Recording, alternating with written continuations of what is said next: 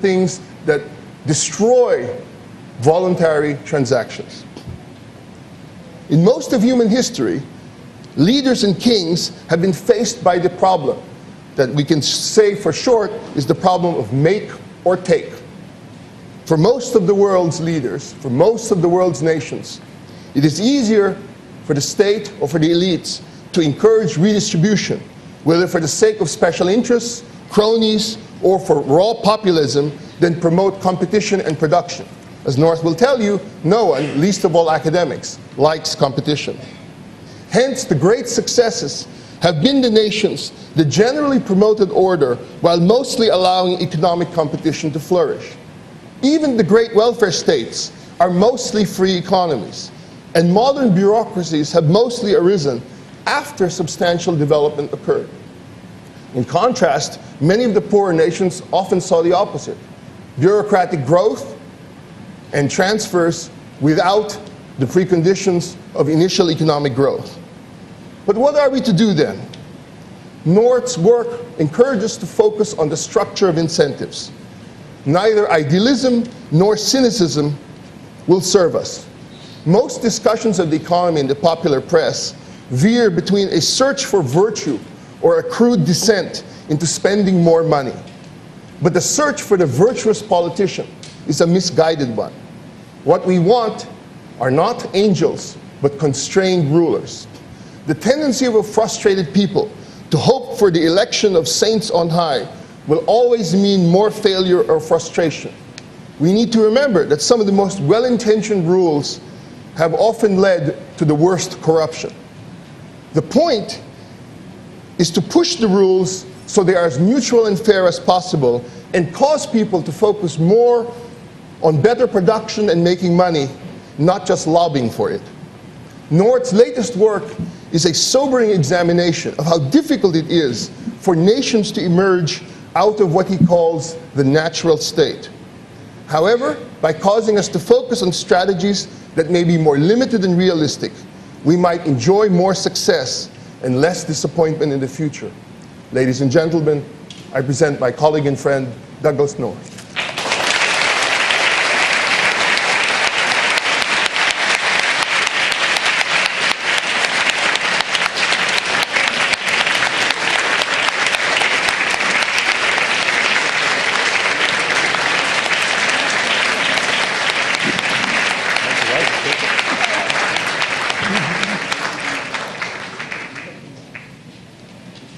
President Roman, ladies and gentlemen, it's a great pleasure to be here in the Philippines. John has been trying to get me to get here forever, and I kept saying I'm going to come, and now I'm very glad I have come. It's a wonderful place, and I'm delighted to be with you.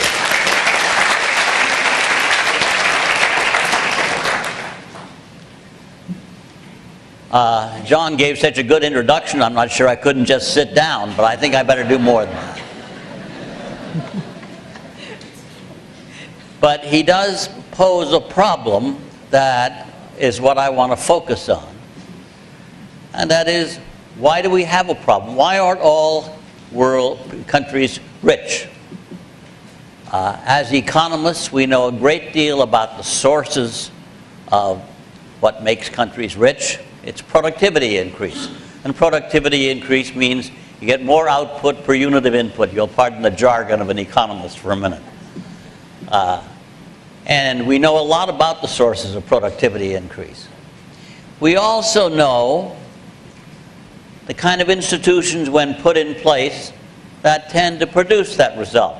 Secure property rights, a judicial system that works, low-cost transacting, which John mentioned. All those are straightforward. If we know all that, what's the problem?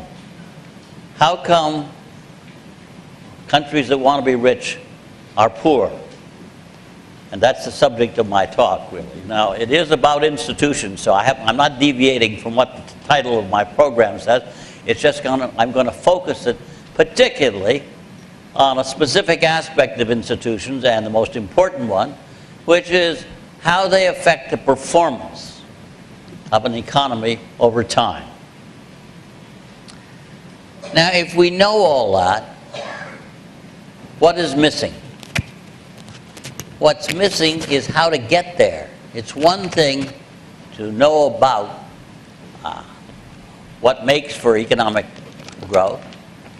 It's another thing, how do you create the conditions that will produce that result?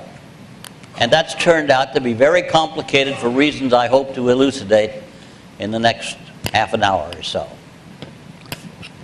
Now, to give you an idea of how difficult it is, the World Bank, which I've been an advisor to for the last 10 or 12 years, has spent more than $100 billion on economic development. And, as my friend Mary Shirley over there will testify, who has been a participant in the World Bank for many, many years, it's done a lot of good things, but when it tried to evaluate and ask itself, how much have we contributed to improving economic growth, they had to shake their head and said, we can't seem to see much evidence that we've done much. And that's peculiar. It seems obvious that it should be very simple and straightforward. Well, there's a number of things missing. Beliefs, time, culture, institutions. I'm going to talk about each one because you've got to sneak up on this in order to get there. Why beliefs? Because the way we understand the world around us turns out to be terribly complicated. And in fact, our mind and brains are perhaps the most complex things that exist anywhere, any place, any time. The brain may weigh only 3.5 pounds, but operating, it takes the senses, what we get from our eyes, ears, nose, and feelings, and in our brain constructs an explanation of what we're seeing, hearing, and so forth. Now, that construction obviously is going to change with different environments, with different experiences, and those will produce different belief systems.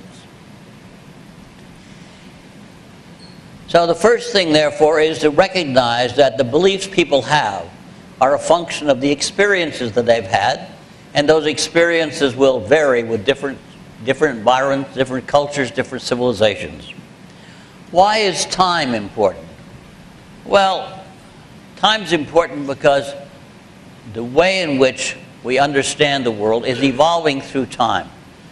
John and I are economic historians, and one of the things that we have long since recognized is the dynamic process of change that's going on through time means what happens in time one and what happens in time two, you've got to explain how you got from one to the other. And that's not simple, and indeed economics tend to ignore it. Now, the reason why it's important is, and I'll say this very carefully, you don't know where you are until you know where you've been. And the reason why that's so is because the cumulative beliefs and institutions that are the product of the past constrain the choice set in the present. Now, I've used a technical economic jargon. You want to ignore economic jargon. But in this case, it's useful because what you want to know is how do you see the world? You don't learn everything. You've accumulated from the past a set of institutions and beliefs that shape the way you understand the present. And that indeed is what culture is. Culture is the set of beliefs and institutions that you've inherited from the past that shape the way you see the present and the way you shape the future. And therefore, it's very important to understand where you've been to know where you are. Institutions. Institutions, as John said, are the way we structure human interaction. That is, they define how we interact with each other, and they define the way the game is played. They're made up of formal rules, laws, things like that, done usually by governments. Informal norms of behavior, codes of conduct, things that shape informally how we deal with each other, which in many respects are much more important than the formal rules.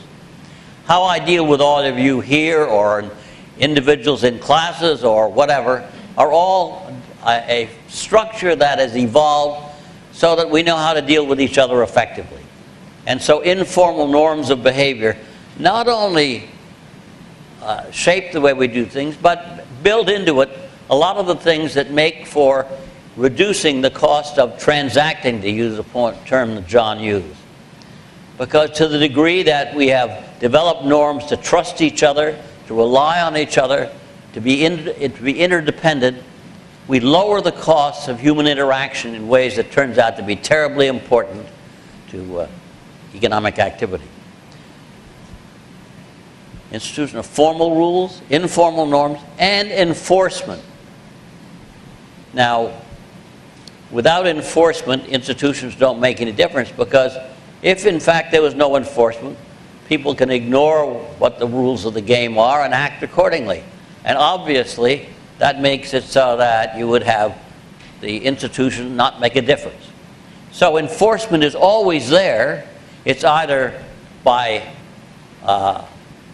laws that stipulate punishments for people who don't obey the laws, or by norms of behavior such as the fact that if we violate agreed upon codes of conduct, other people will not deal with us, whatever.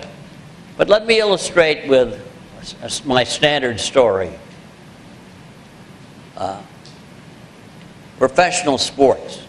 I'm going to talk about American football, but that's a little different than your football here, but it'll apply the same way.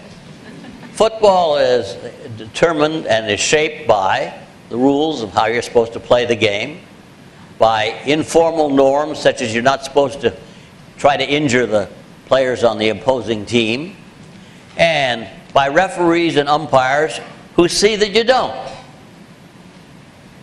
Now, I know that this doesn't happen in the Philippines, where you're much nicer than we are in the United States. But in the United States, in professional football, the Oakland Raiders used to always get to the Super Bowl, or not always, but often enough, by breaking the quarterback's leg on the opposing team. That's not cricket, another game. And indeed, the result is that all games are played by a degree to which the rules and norms and enforcement define the way the game is played. And if you have, for example, strict enforcement, you have clear observation by umpires of violations, and punishments that are deterrents, then you'll come closer to obeying to rules that apply. Where you don't have such things, then in fact anything goes. Now, the reason why this is important is because that's the way societies work. They don't work the way they were intended. No society works exactly like it was intended. The further degree that they are from the intentions is a reflection of the degree to which informal norms and rules are not obeyed, or have characteristics that don't encourage people to be creative, productive, and so on. So institutions are the keys to our understanding the performance of a society. They are the incentive system of a society. That is, they provide the framework that determines how people will and should behave, and therefore the incentive system guides and really